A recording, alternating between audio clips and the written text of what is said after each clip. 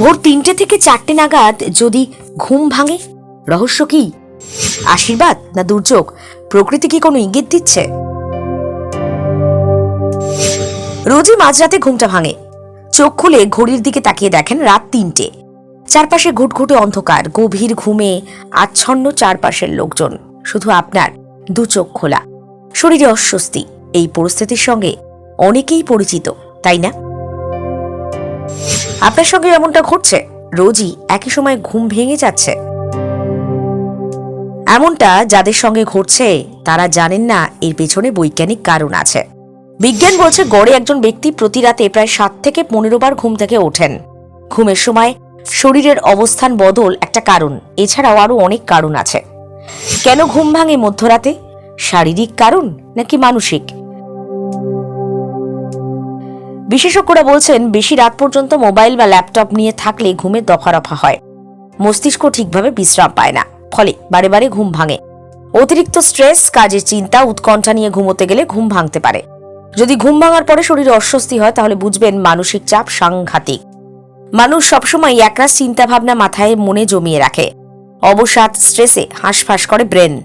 এত চিন্তার পাহাড় ডিঙিয়ে শান্তির ঘুম আসা খুবই মুশকিল। শারীরিক কারণও রয়েছে।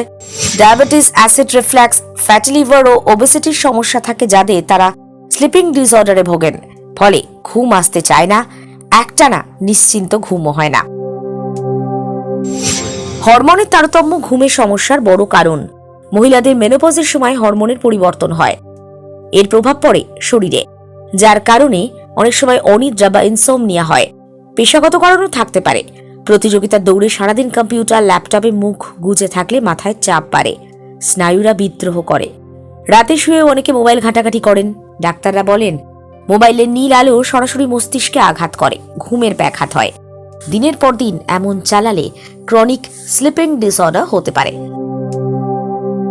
হেডফোনে দীর্ঘক্ষণ গান শোনার অভ্যেস আছে। রাতে শুয়ে কানে হেডফোন গুজে রাখলে মনে যতই আবেগ আসুক, চোখে ঘুম আসবে না। তাছাড়া হাই ভলিউমে গান শুনলে মস্তিষ্কে চাপ পড়ে, মাথা ব্যথা দিয়ে শুরু হয়, মাইগ্রেনে শেষ হয়। এটা ঘুম ভেঙে যাওয়ার কারণ। রাতে জেগে ওঠা আবার ঘুমানোর জন্য চেষ্টা না করতে পারলে পরের দিন সকালে আপনার মেজাজ, স্বাস্থ্য দুটোই নষ্ট হয়।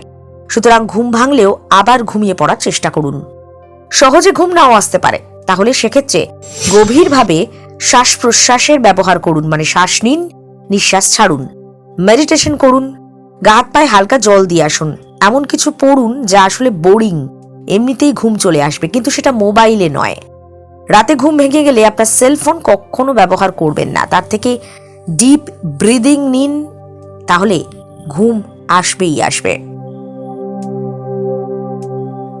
সাজবেলা ডিজিটাল, সফর হোক স্বপ্নের।